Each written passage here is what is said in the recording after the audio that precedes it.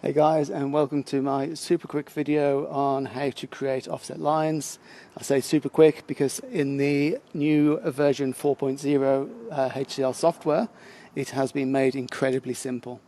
So the first thing we do is go to the drop-down menu in the center here, select the new function for offset lines, choose our lines. I'm going to go line 4, so we tap on the line, bring out your menu for the criteria. We change the offset to, let's say, 0.5 meters. Get rid of that.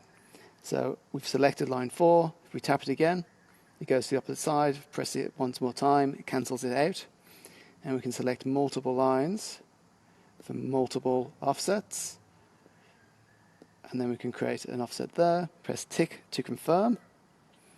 And there are your new offset lines. Huge improvement on the old system. Definitely an upgrade I'm happy to see. Thanks for watching.